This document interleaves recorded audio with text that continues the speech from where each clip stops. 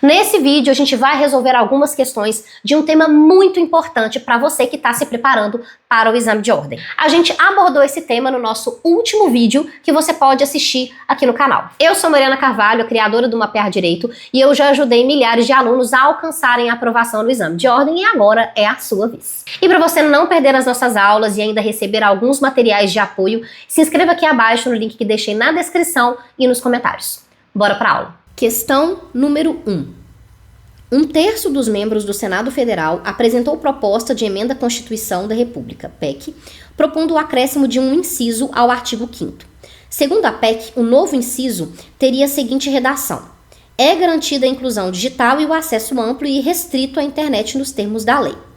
A proposta foi aprovada pelo plenário da Câmara dos Deputados e do Senado Federal por mais de 3/5 dos membros em um único turno de votação. Ato contínuo, a PEC foi promulgada pelas mesas da Câmara dos Deputados e do Senado Federal. Sobre a PEC descrita na narrativa, segundo o sistema jurídico constitucional brasileiro, assinale a afirmativa correta. Letra A. Apresenta uma inconstitucionalidade material que venha a ser a violação de cláusula pétrea, haja vista a impossibilidade de qualquer alteração do artigo 5º da Constituição da República. Aqui o que está errado é o que está escrito em inconstitucionalidade material. A inconstitucionalidade aqui foi uma inconstitucionalidade formal, porque o problema aqui, foi que foi aprovada em um único turno.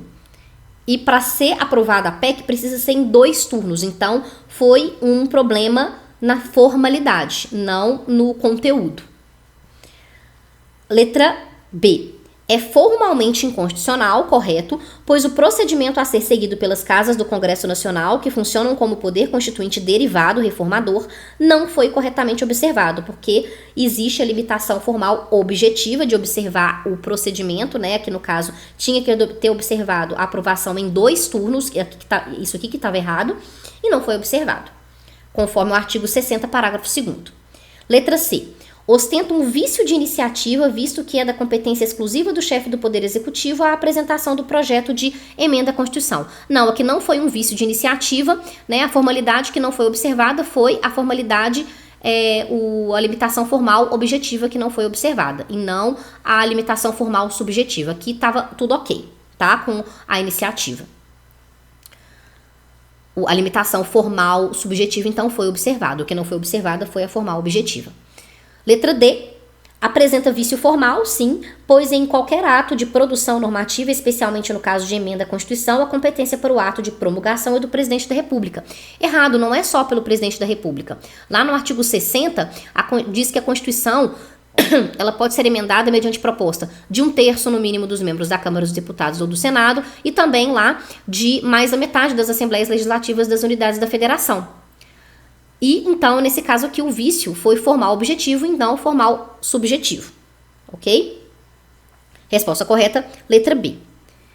Questão 2. No preâmbulo da Constituição do Estado Alfa consta: nós, deputados... Constituição do Estado Alfa. Nós, deputados estaduais constituintes no pleno exercício dos poderes outorgados pelo artigo 11 do ADCT da República Federativa do Brasil, promulgada em 5 de outubro de 88, reunidos em assembleia no pleno exercício do mandato de acordo com a vontade política dos cidadãos, dentro dos limites autorizados pelos princípios constitucionais que disciplinam a Federação Brasileira, promulgamos, sob a proteção de Deus, a presente Constituição Estadual Alfa. Diante de tal fragmento, de acordo com a teoria do poder constituinte, o ato em tela deve ser corretamente enquadrado como forma de expressão legítima do poder constituinte derivado decorrente. Por quê? Porque o poder originário é aquele que cria uma nova Constituição. O poder derivado difuso está relacionado à mutação constitucional, que é uma alteração informal da Constituição.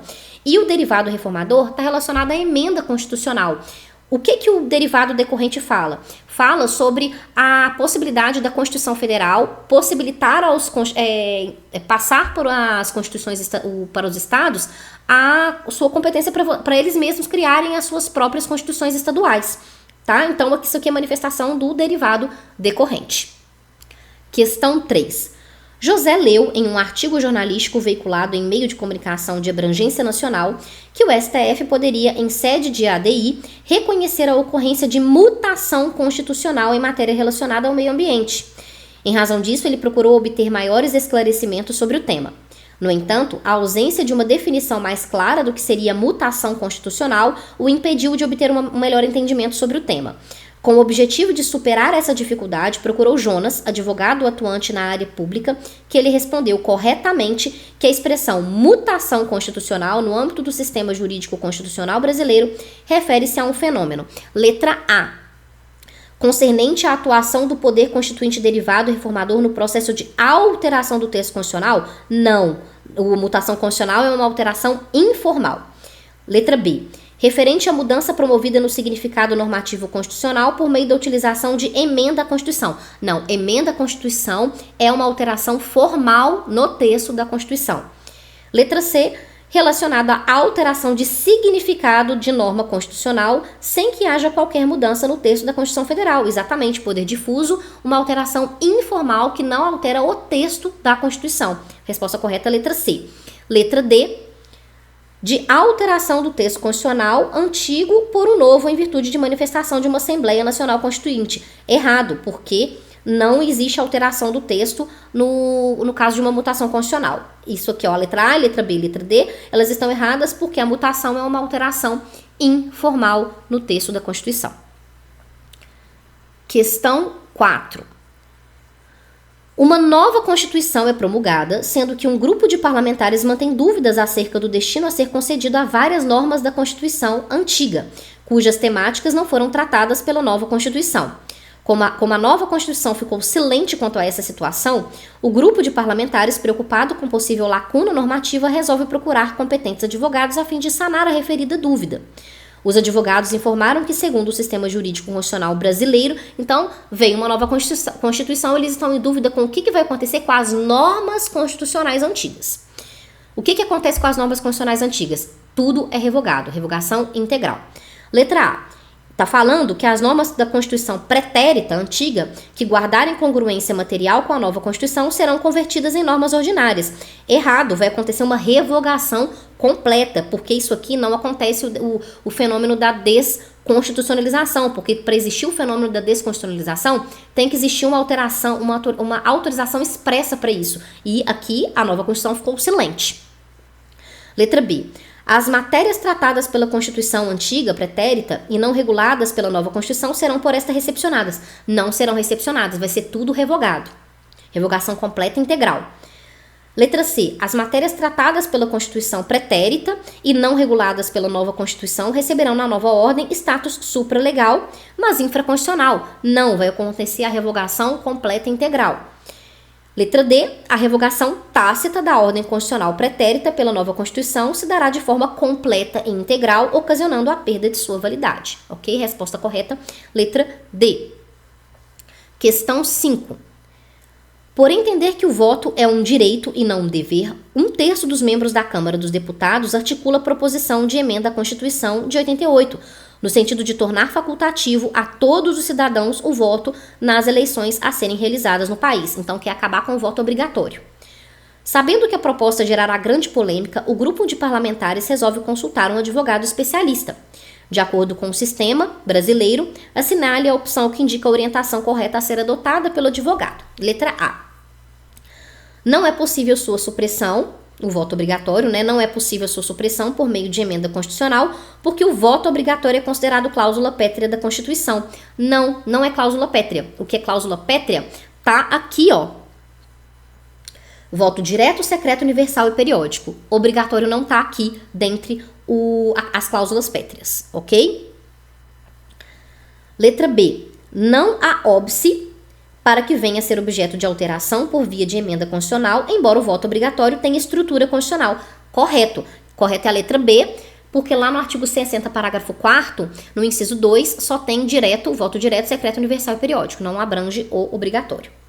Letra C. Para que a proposta de emenda seja analisada pelo Congresso, é necessária a manifestação de 1/3 de ambas as casas. Não, aqui inverteu o quórum. A iniciativa aqui é de 1/3. Mas aqui, para aprovação, é 3/5, tá? Então, o parágrafo 2º do artigo 60 fala que a proposta deverá ser discutida e votada em cada casa do Congresso Nacional em 2 turnos, considerando aprovada se obtiverem ambos 3/5 dos votos e não 1/3. Letra D. A emenda sendo aprovada pelo Congresso somente será promulgada após a devida sanção presidencial. Errado. O presidente aqui ele vai participar somente na iniciativa no momento da propositura da emenda. Ela será promulgada pela mesa das câmaras dos deputados do Senado Federal com o respectivo número de ordem. Constituição Federal, artigo 60, parágrafo 3º, que está essa previsão. Questão 6. A questão 6 começa assim. Todos os dispositivos da Lei Y, promulgada no ano de 1985, possuem total consonância material e formal com a Constituição de 1967, com a redação dada pela Emenda Constitucional de 1969. No entanto, o STF, em sede de recurso extraordinário, constatou que, após a atuação do Poder Constituinte originário, que deu origem à Constituição de 88, o artigo X da mencionada Lei Y deixou de encontrar suporte material na atual ordem constitucional. Sobre esse caso, segundo a posição reconhecida pela ordem jurídica constitucional brasileira, assinale a afirmativa correta. Aqui ocorreu, a resposta correta é a letra A, que ocorreu o fenômeno da não recepção, que tem por consequência a revogação do ato normativo que não se compatibiliza materialmente com um novo parâmetro constitucional. Então aqui a gente está fazendo referência com a nova Constituição, a lei infraconstitucional. Se ela não é compatível com se a lei infraconstitucional, a gente não está falando de norma constitucional, se a lei, porque a gente viu que a norma constitucional é revogada. Agora, se a lei infraconstitucional ela for materialmente compatível com a nova Constituição, ela é recepcionada. Só que aqui não foi, tá? Porque tá falando aqui, ó, a lei Y deixou de encontrar suporte material na atual ordem constitucional, ou seja, ela é materialmente incompatível com a nova ordem constitucional. Quando isso acontece, ela é revogada ou não recepcionada. Resposta correta é a letra A. A letra B, a letra C e a letra D. A letra B fala que vai caber controle de constitucionalidade. Errado, não cabe controle de constitucionalidade porque o controle de constitucionalidade é apenas em relação às normas, às leis infraconstitucionais, às normas infraconstitucionais posteriores à nova Constituição. Aqui a gente está falando, tendo como referência uma lei anterior, que existia antes. A letra C está falando que na ausência do enunciado expresso dá-se a ocorrência do fenômeno da desconstitucionalização. Não, aqui no caso ocorreu a não recepção, porque a gente está tratando inclusive das leis infraconstitucionais. E a letra D está falando que vai ocorrer o fenômeno da inconstitucionalidade formal. Não, como a gente falou antes, quando estava falando da letra B, não existe aqui controle de constitucionalidade em relação, declaração de inconstitucionalidade de uma norma que veio antes, que já existia antes dessa nova Constituição. A gente só fala em controle de constitucionalidade, declaração de inconstitucionalidade de uma norma que foi elaborada depois dessa nova Constituição e que foi feita, né, de forma inconstitucional, não obedecendo às normas da Constituição, tá? Questão 7. A questão 7 fala sobre o Edinaldo. Edinaldo, estudante de Direito, realizou intensas reflexões a respeito da eficácia e da aplicabilidade do artigo 14, parágrafo 4º da Constituição, segundo a qual os inelistáveis e os analfabetos são inelegíveis. A respeito da norma obtida a partir desse comando, à luz da sistemática constitucional, assinale a afirmativa correta. Letra A. Ela veicula programa a ser implementado pelo cidadão sem interferência estatal, visando a realização de fins sociais e políticos. Na verdade, essa norma é uma norma de eficácia plena, ela não é uma norma de eficácia limitada. Letra B, ela tem eficácia plena e aplicabilidade direta, imediata e integral, pois desde que a Constituição ela entrou em vigor, ela já está apta a produzir todos os seus efeitos. Tá? Então, falar que os inelistáveis e os analfabetos eles são inelegíveis é uma norma que a aplicabilidade dela é direta, integral e imediata. Ela não precisa, ela não vai ser restringida. Ela aqui não está em nenhum momento falando que ela vai ser restringida nessa norma e ela não precisa de uma lei infraconstitucional para ser aplicada. Letra C, ela apresenta contornos programáticos dependendo sempre de regulamentação infraconstitucional para alcançar plenamente sua eficácia. E letra D está falando que ela tem aplicabilidade indireta, imediata, não integral, produzindo efeitos restritivos e limitativos. Aqui, a letra A, letra C e letra D está caracterizando uma norma limitada. E como ela não é uma norma limitada, ela é uma norma de eficácia plena, a resposta correta é a letra B, tá? Questão 8. Parlamentar brasileiro em viagem oficial visita o Tribunal Constitucional Federal da Alemanha, recebendo numerosas informações acerca do seu funcionamento e de sua área de atuação. Uma, todavia, chamou especialmente sua atenção. A referida Corte Constitucional reconhecia a possibilidade de alteração da Constituição material, ou seja, de suas normas, sem qualquer mudança no texto formal, ou poder difuso.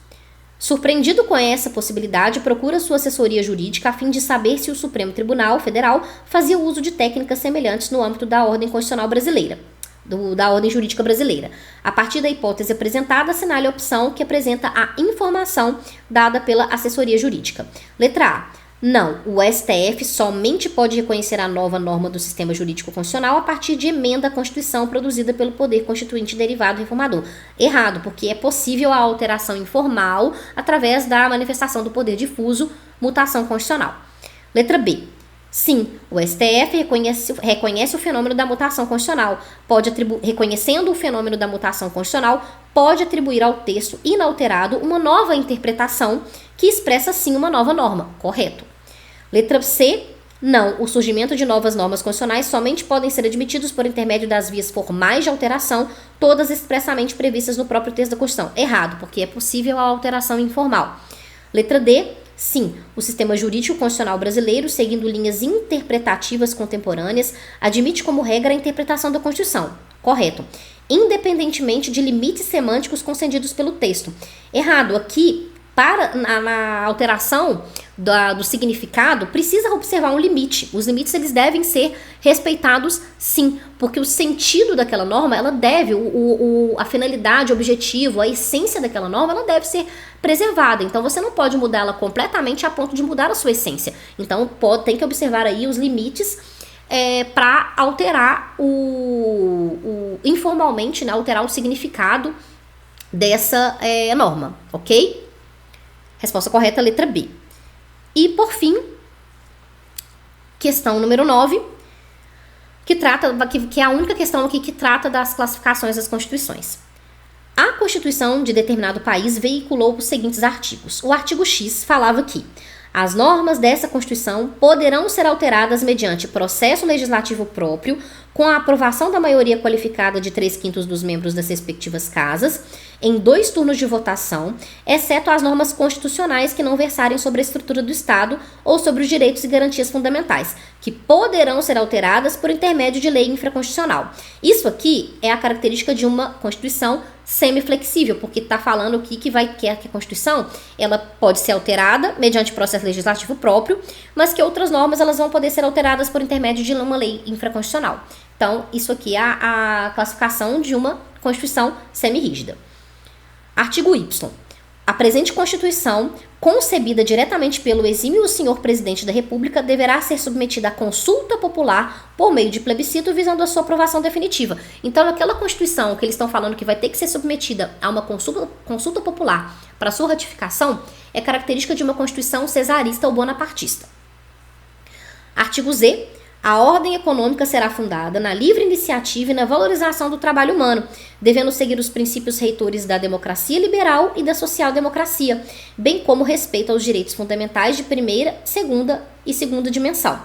Com base no fragmento acima, é certo afirmar que a classificação da Constituição do referido país seria... Bom, a primeira a gente já falou que é uma semirrígida, então é aqui a letra D, que vai ser correta. Semirrígida ou semiflexível. O artigo Y é uma Constituição cesarista ou bonapartista. E o artigo Z mostra que é uma Constituição compromissória, ou também chamada de heterodoxa, ou também chamada de compromissória, heterodoxa ou eclética. Ok? Porque aqui a gente está vendo a democracia liberal e democracia social e social-democracia presente em uma pluralidade de ideologias. Letra A está errada por quê? O que está errado na letra A é porque ela não é promulgada, ela é cesarista. Aqui está certo que ela é semirrígida e que ela é heterodoxa. A letra B está errada porque ela não é flexível e não é outorgada. Ela não é flexível porque ela é semiflexível ou semirrígida. Ela não é outorgada porque ela é cesarista. mas ela é compromissória. Então, o que está errado aqui é falar que ela é flexível e outorgada. E a letra C, ela está errada porque ela está falando que ela é rígida e ela não é rígida, ela é semi-flexível ou semi-rígida. Tá falando que é bonapartista, tá correto, porque é um outro nome para cesarista, então o bonapartista estaria certo. E no final tá falando que ela é ortodoxa, e ela não é ortodoxa, porque ela não tá falando sobre só uma ideologia, ela tá falando sobre uma pluralidade de ideologias, então ela ou pode ser chamada de compromissória, heterodoxa ou eclética. Portanto, a letra D é a que tá mais correta. Assim a gente termina a aula de teoria da Constituição, onde a gente viu os temas principais, os subtemas principais: poder constituinte, direito intertemporal, direito constitucional intertemporal, eficácia e aplicabilidade das normas constitucionais e, por fim, classificação das constituições. E eu te vejo na próxima aula. Na nossa próxima aula, a gente vai ver um outro tema muito importante para você que está se preparando para o exame de ordem. E, mais uma vez, para você não perder as nossas aulas e ainda receber alguns materiais de apoio, se inscreva no link que eu deixei aqui abaixo na descrição e nos comentários e entre no nosso grupo do WhatsApp. Te vejo por lá.